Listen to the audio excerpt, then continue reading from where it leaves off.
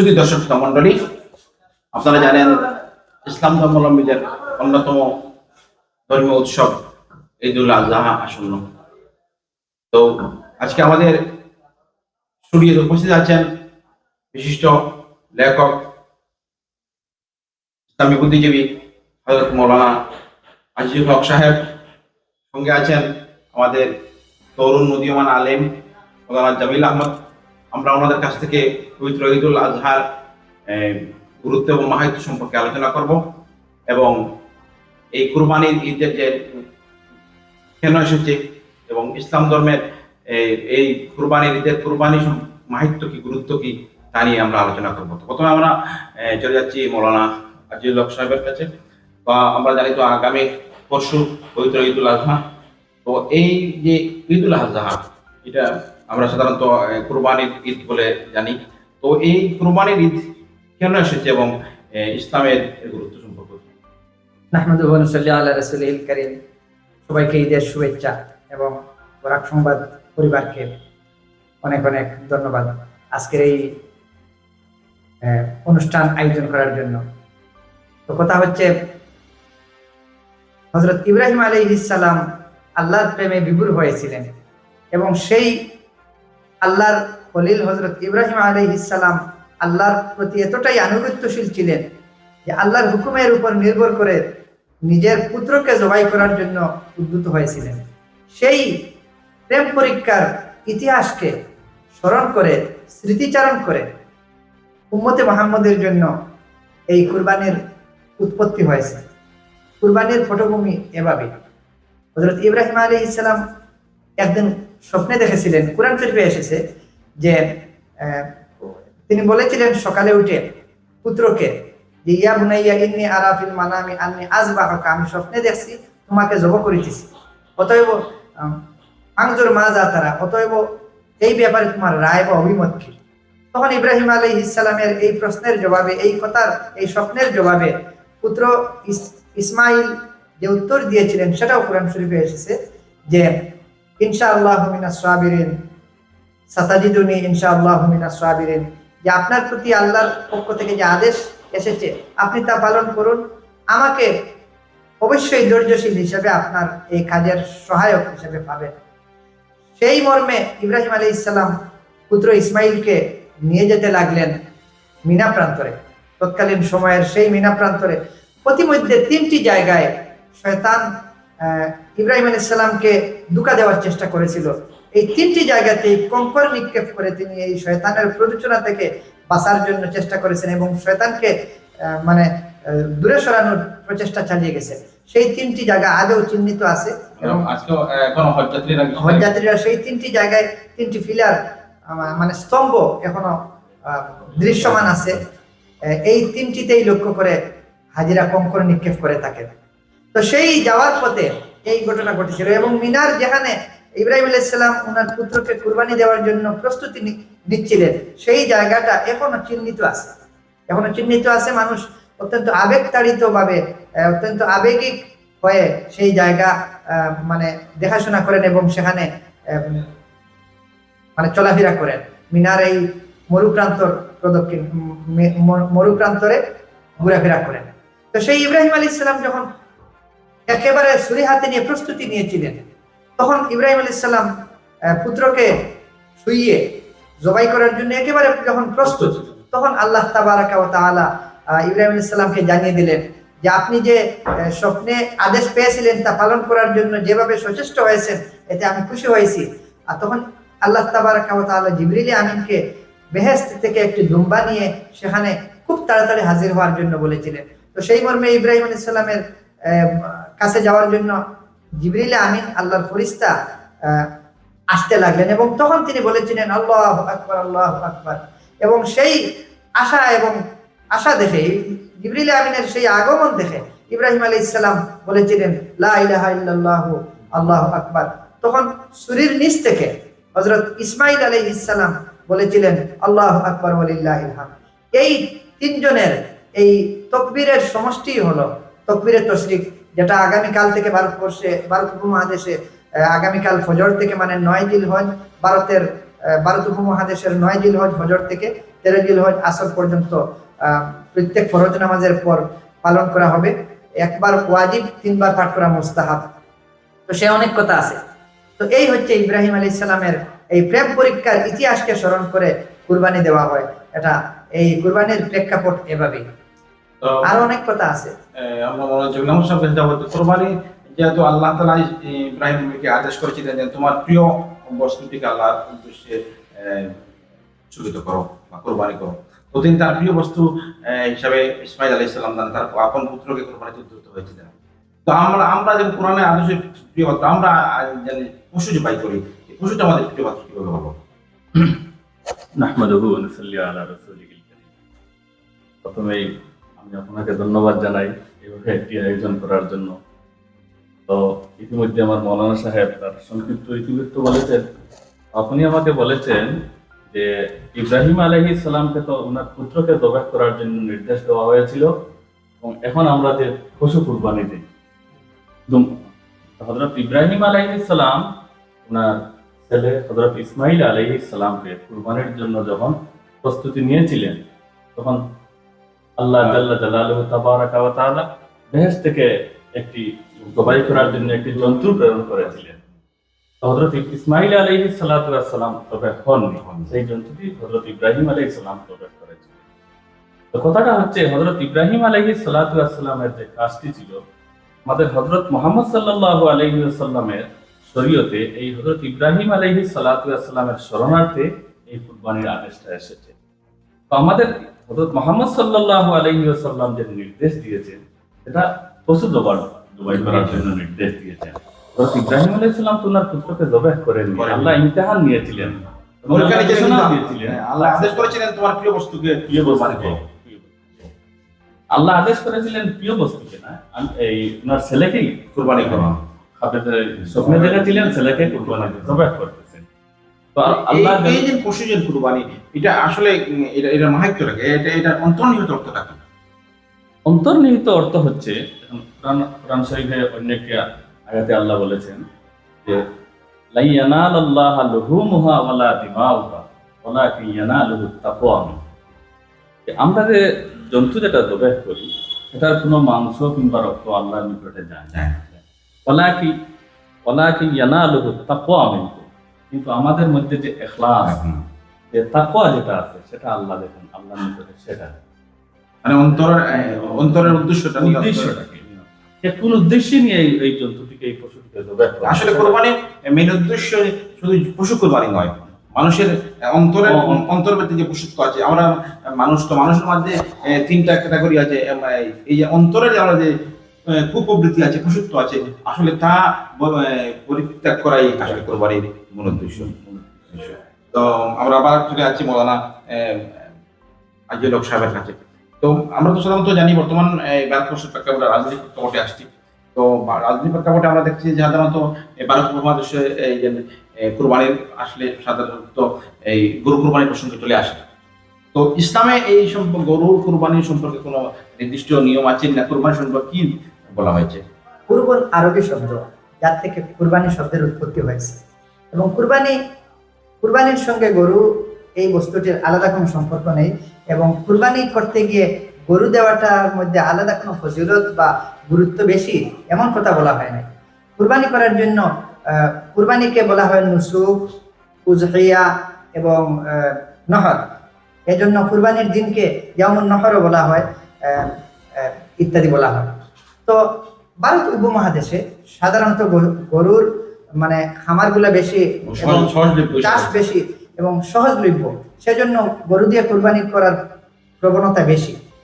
তবে আপনি অন্যান্য কান্ট্রিতে দেখবেন, যেমন তুরস্কে গিয়ে দেখবেন, সেখানে কুরবানি বলা হয় না, সেখানে বলা হয় বুয়ুক বাইরাম বা কুরবান বাইরাম। সৌদি আরব সহ মিডিল ইস্টের অন্যান্য রাষ্ট্রে উট, দুম্বা, ছাগল, মেষ, মহিষ ইত্যাদি বিভিন্ন জন্তু আছে যেটা শরীয়ত সম্মত। এর মধ্যে একটি বস্তু হচ্ছে মানে গরু। তবে একটা কথা বর্তমান সময়ে খুব চর্চিত হচ্ছে, যেটা সত্যিকার অর্থেই হাদিস শরীফে আছে কিন্তু তেমন চর্চা হয়নি। যেমন যেটা চর্চিত হচ্ছে বর্তমানে বেশি, সেটা হচ্ছে হাদিস শরীফে এসেছে গরুর দুধের মধ্যে শিফা রয়েছে, ঔষধ রয়েছে, রোগ প্রতিরোধ ক্ষমতা রয়েছে, কিন্তু গোশতের মধ্যে সেই রোগ প্রতিরোধ ক্ষমতা নেই। এ মর্মে একটি হাদিস শরীফ রয়েছে। এবং এই এবং এই গরুকে কুরবানি যে দিতেই হবে সে মর্মে আলাদা কোনো নির্দেশ নেই। গরু, দুম্বা, উট ইত্যাদি যে কোনো একটি পশু কুরবানি করলেই হয়। গরু করলে মানে 7 জন পর্যন্ত নাম দেওয়া যায়, এই একটা সুবিধা বেশি। তাছাড়া যেহেতু সহজলভ্য হিসাবে দামটাও কিছু কম হয়। এটা সাধারণ মানুষের যেহেতু কুরবানিতে একটা দুম্বা বা ছাগলে একজন অংশগ্রহণ করতে পারে, কিন্তু একটা গরুতে 7 জন অংশগ্রহণ করতে পারে, এই হিসাবে একটা কিন্তু যেহেতু ইসলাম ধর্মে বিষ্ণু সাল্লাম বলে গেছেন যে যার সংখ্যা মানুষ সংখ্যা, যে কোনো এলাকায় সংখ্যা গরু মুসলিম মানুষ থাকেন এবং সেই এলাকার সংখ্যালঘু মানুষ হিন্দু অন্য অমুসলিম থাকেন, তাদের দ্বারা যেন তারা কোনো কষ্ট না হন। এখানে ভারতবর্ষে যদিও সংখ্যা গরু মানুষ, কিন্তু তাদের ধর্মীয় আবেগ এই জড়িত সেহেতু গরুর সঙ্গে। ইসলামে তো গরুর সঙ্গে কোনো ধর্মীয় সম্পর্ক জড়িত নয়। সেই হিসাবে আপনারা যুব আলেম হিসাবে আপনার কি মনে করেন গরু কোরবানিটা ইসলাম সমাজে ইসলাম ধর্মের ভারতবর্ষে না দেওয়াটাই উত্তম নাকি? আমার মৌলানা আদিল হক সাহেব ইতিমধ্যে বলেছেন যে কুরবানির জন্য বেশ কয়েকটি ইসলামে আছে, যে কোনো একটি প্রাণী দিলে হয়ে যায়। তার মধ্যে গরু যেটা হচ্ছে সহজলভ্য একটি, এবং ভারতবর্ষে গরুর প্রচলনটা বেশি, সেই সাপেক্ষে গরু যে কুরবানি দেওয়া। কিন্তু বর্তমান আমরা দেখতে পেয়েছি একটা সংখ্যাগুরু মানুষের আবেগ জড়িত, তাদের আস্থা রয়েছে। তো ইসলাম ধর্মে এমন কোনো নির্দেশ নেই যে অন্য ধর্মকে কটাক্ষ করে, অন্য ধর্মকে কষ্ট দিয়ে যে আমার ধর্ম পালন কোনো একটি কাজ করবো। তো কারণ ইসলাম সর্বদা পরধর্ম সহিষ্ণু। সেই সাপেক্ষে আমি অন্যান্য আলিম উলামা কেরামও বলেছেন, উলামা কেরাম বলেছেন, এবং আমি আমার ব্যক্তিগত মত প্রকাশ করছি যে এখনো পরিস্থিতিতে গরুটা ছেড়ে দেওয়াটাই। আমরা দেখেছি যে জামিয়াতুল উলামা সর্বভারতীয় সভাপতি সৈয়দ আরশাদ মদনী এবং উত্তর পূর্বাঞ্চল আহলে সুন্নাত জামাতের মুখ্য উপদেষ্টা হাইলাকান্দি জাতীয় মাদ্রাসার প্রাক্তন অধ্যক্ষ হযরত আল্লামা সালেমুল লস্কর সাহেব এবং দাদুত আমিরের বলিষ্ঠ নেতৃত্ব মৌলানা আব্দুল ওয়াহিদ কাসেমী, ওনারাও বলেছেন যে এই গরু মাংস এই কুরবানিতে গরু ব্যবহার না করে, এবং আশিক উদ্দিন সাহেব এবং সালামুল সাহেব তো বলেছেন যে গরুকে জাতীয় পশু হিসাবে ঘোষণা করা হোক, যেহেতু এটার সঙ্গে একটা দেশের বৃহত্তর আস্থা এবং বিশ্বাসের সম্পর্ক রয়েছে। তো আমরা যুব সমাজে ভারতবর্ষের বড় বড় যারা আলেম ওলামা তাদের বক্তব্য শুনেছি, এবং আমাদের স্থানীয় দুজন আলেম ওনাদের বক্তব্য শুনলাম। তারা একই বক্তব্য যে কোরবানির যে ইসলাম ধর্মে গরু কোরবানির কোনো নির্দিষ্ট বক্তব্য নেই, এটা সহজলভ্য এবং সহজে মিলে হিসাবে এই গরু কোরবানির পেছনে আছে। যেহেতু বর্তমানে বাংলাদেশের বিশ্বস্ত জনসাধারণের আস্থা এবং বিশ্বাস জড়িত আছে, সেই গরু কোরবানি না দেওয়াটাই উত্তম বলে ওনারা মতামত প্রকাশ করেছেন। তো আমরা চলে যাচ্ছি আবার আলোচনা। এই যে কোরবানির ঈদের সঙ্গে হজের সম্পর্ক আছে, এই ঈদের সঙ্গে হজের সম্পর্কটা কিরকম? ঈদের সঙ্গে হজের সম্পর্ক এভাবে কোনো কথা নয়। হজ শুরু হয় সৌদি আরবের 8 জিলহজ থেকে। 8 জিলহজ হজযাত্রীরা মিনায় গিয়ে পৌঁছেন, সেখানে 5 ওয়াক্তের নামাজ আদায় করেন। পরদিন সেখানকার 9 জিলহজ আরাফাত ময়দানে উপস্থিত থাকেন এবং রাত্রে মুজদলিফায় অতিবাহিত করে আবার মিনায় চলে আসেন। এবং 10 তারিখ সেখানকার 10 জিলহজ, ভারতবর্ষের 10 জিলহজ নয়, সেখানকার 10 জিলহজ মিনায় প্রত্যাবর্তন করার পর 3 দিন সেখানে থাকতে হয় মিনায়। এই 3 দিনের মধ্যে একদিন মানে কঙ্কর নিক্ষেপ করা, প্রত্যেক দিন কঙ্কর নিক্ষেপ করার কথা আছে, এবং একদিন কুরবানি আছে। কুরবানি করার পর মাথা মুন্ডন বা চুল ছোট করে ইহরাম খুলতে হয়, এবং এর মধ্যে তোয়াফে জিয়ারত নামে আরেকটি তোয়াফ গিয়ে সম্পন্ন করে মক্কা থেকে আবার মিনায় ফিরে আসতে হয়। সেই কার্যাবলীর মধ্যে কুরবানি রয়েছে, তবে সেই কুরবানিকে দমে শুকুর বলা হয়। সেটা হজের একটা বিষয়, হজের একটা অঙ্গ। তো সেই হজযাত্রীদের জন্য আবার ঈদের নামাজও নেই। ইয়া আলাদা আরেকটা কথা যে হজযাত্রীদের বেলা ঈদের নামাজ নেই। হজযাত্রীরা আরফার ময়দানে উপস্থিত থাকবেন, সেদিন শুক্রবার হলেও জুম্মার নামাজের প্রবণতা নেই, এবং সেখানে আরফার ময়দানে জোহর এবং আসরের নামাজ একই সময়ে পাঠ করা হয়, এবং খুব তাড়াতাড়ি ওয়াক্তে, মানে জোহরের আউয়াল ওয়াক্তে জোহর এবং ঠিক পরেই আসরের নামাজ আদায় করা হয়। এটা আরাফাতের ময়দানে একটা ব্যতিক্রমী ঘটনা এবং নতুন বিষয়। এবং ওই দিন মাগরিবের নামাজ পাঠ করা হয় না।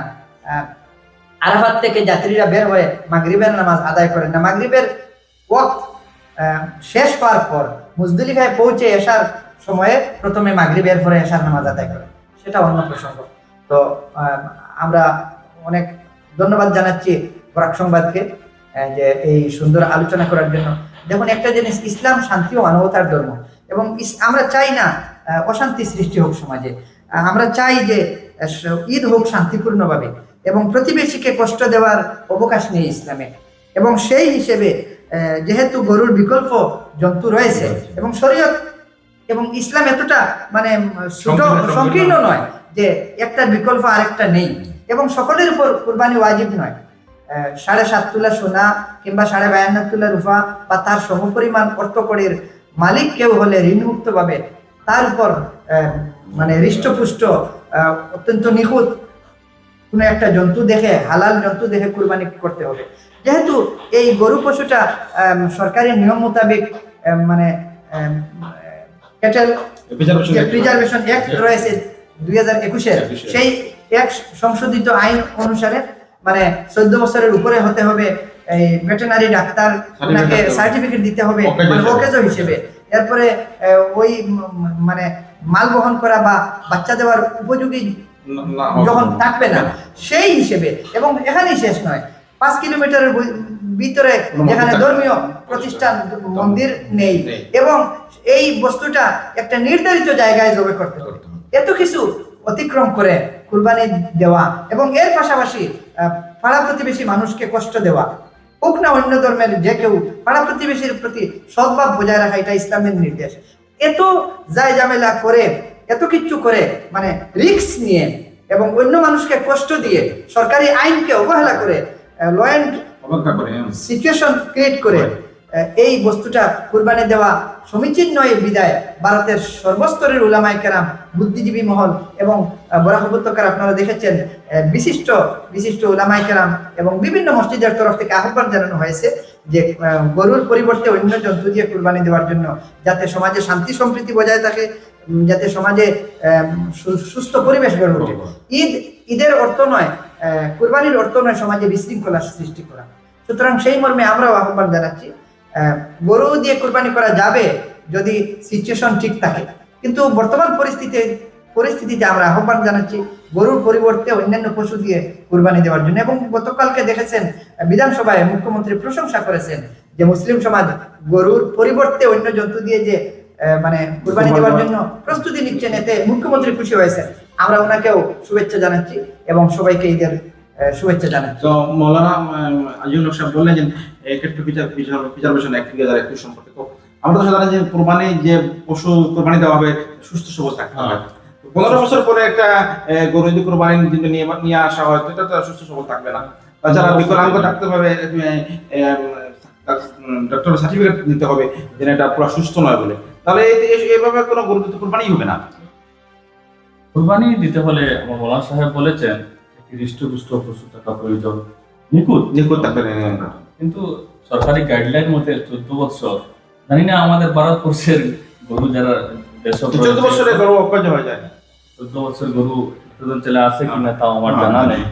যদি কোনো অবস্থায় মিলে যায় ওটা কুরবানির উপযুক্ত, গরু না হয় গরুর কঙ্কালে পরিণত হয়ে যায়। তাহলে যেহেতু শরীয়ত বলেছে যে যে কোরবানির বস্তু যেটা হবে এটা সুদৃষ্টপুষ্ট এবং সুস্থ সবল হওয়া দরকার, কিন্তু 15 বছর পর এবং রিজার্ভেশন একটা আছে যে দুর্বল হতে হবে, ডাক্তারের সার্টিফিকেট থাকতে হবে, এই বস্তু দিয়ে কোরবানি তো হবেই না। এর ভিতরে দিলে তো রিজার্ভেশন একটা অবজ্ঞা করা হবে, 5 কিলোমিটারের মধ্যে হবে। এবং আমার মতে তো ভারতবর্ষে এমন কোনো জায়গা নেই 5 কিলোমিটারের মধ্যে যেখানে মন্দির নেই। তো এভাবে যদি আইন অবজ্ঞা করা হয় এবং সরকার তো কঠোর পদক্ষেপ নিচ্ছে, ব্যাপারে প্রশাসন বারবার অনুরোধ করা হচ্ছে, এবং স্বয়ং মুখ্যমন্ত্রী আপনি বলেছেন বিধানসভায় গতকালকে প্রশংসা করেছেন যে বিশেষ করে আলেম ওলামা এবং মুসলিম বুদ্ধিজীবী রাজের প্রতিবাদ করেছেন। তো সেই হিসাবে আমাদের মতে মুসলিম সমাজের যারা কুরবানি দিতে ইচ্ছে তারা গরু বিকল্প দিয়ে কুরবানি দেওয়াটাই উত্তম। তো মনে করেন বিকল্প কিছু যদি না পান তবে কি, তাহলে সে ব্যাপারে স্থানীয় উলামায়ে কেরামদের পরামর্শ নিতে হবে। স্থান কাল পাত্র ভেদে এর মাসলা উদ্ভাবন হবে, এবং এ ব্যাপারে কি করণীয়, কি বর্জনীয়, কি করতে হবে সেটা স্থানীয় উলামায়ে কেরামরা, বিজ্ঞ উলামায়ে কেরামদের দ্বারস্থ হওয়ার পরামর্শ আমরা দিতে পারি। সবচেয়ে বড় কথা হচ্ছে কুরবানি ওয়াজিব, কিন্তু প্রতিবেশীকে কষ্ট না দিয়ে কুরবানি করতে হবে, এই পথ আমাদের অবলম্বন করতে হবে। মানে প্রতিবেশীকে কষ্ট দেওয়া কিংবা সমাজে বিশৃঙ্খলা সৃষ্টি করা কিংবা বেআইনি কাজ করার অবকাশ নেই ইসলামে। এটাই হচ্ছে সবচেয়ে বড় কথা। আমরা আহ্বান জানাবো এই ঈদ হোক শান্তিপূর্ণভাবে। ঈদের এই পবিত্র দিনে যুব সমাজ যেন ডিজে বাজিয়ে 3-4 জন বাইকে চড়ে মানে লাফালাফি করে মানে ঈদের আনন্দ উপভোগ না করেন, এবং হাট বাজারে যেন সামান্য বন্দুক পুতুল খেলনা জাতীয় বস্তু কিনে মানে অপচয় না করেন।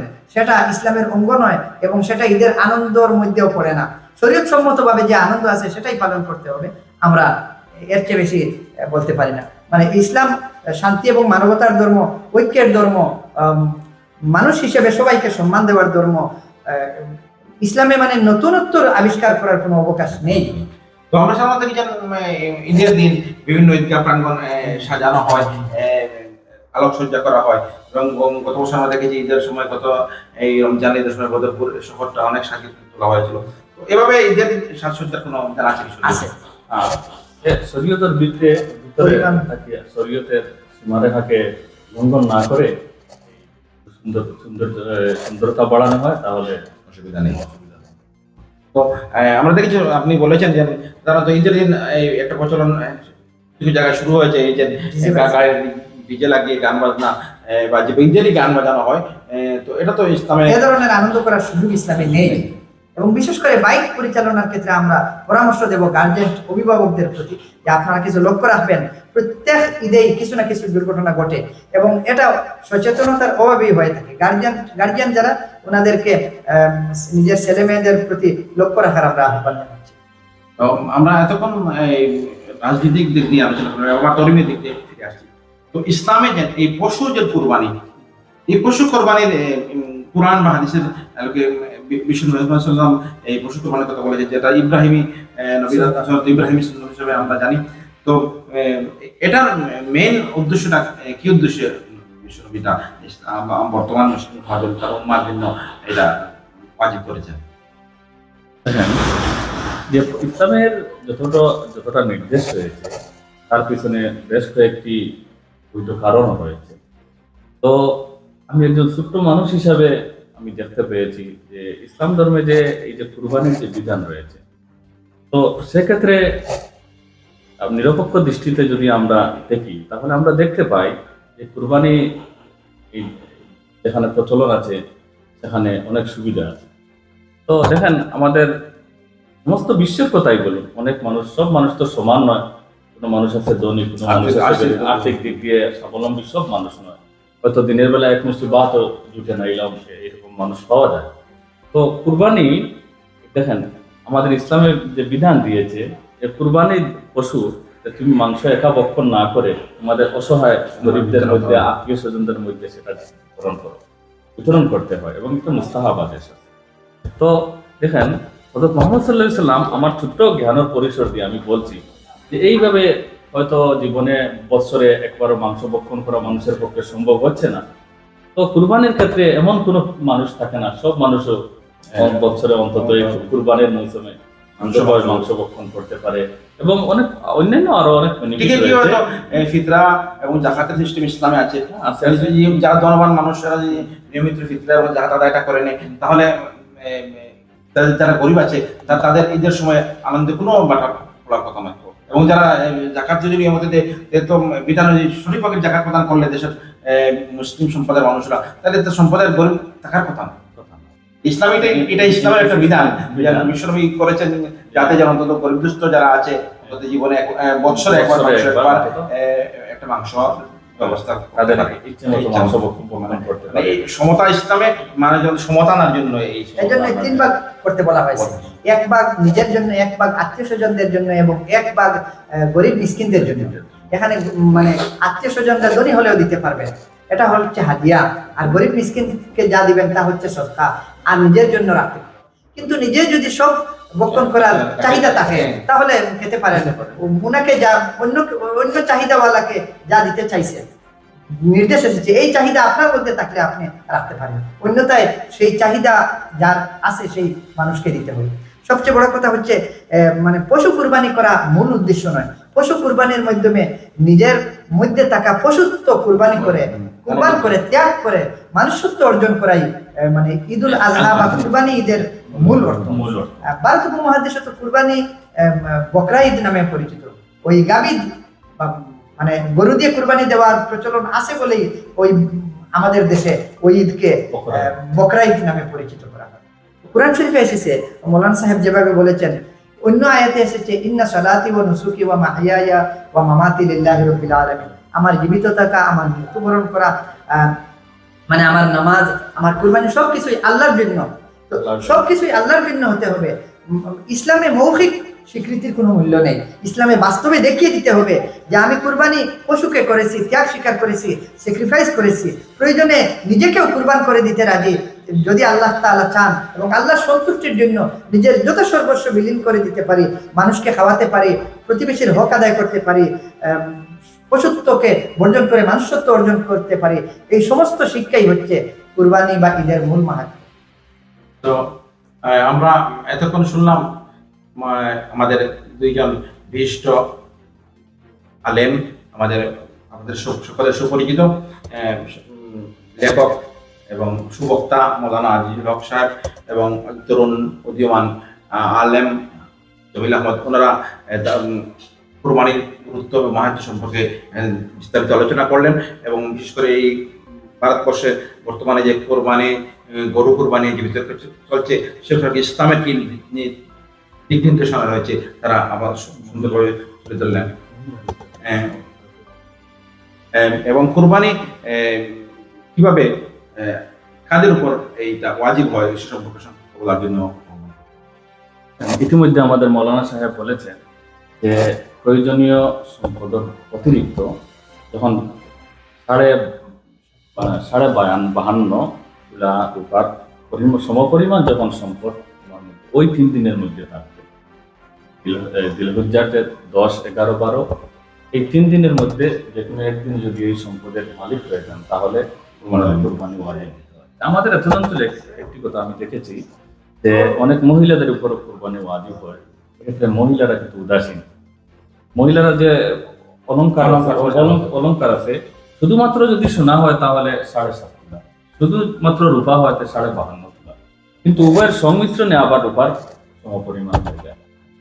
কিংবা মানে নির্ধারিত পরিমাণ কম হলেও কিন্তু সোনা এবং রূপা একত্রে থাকলে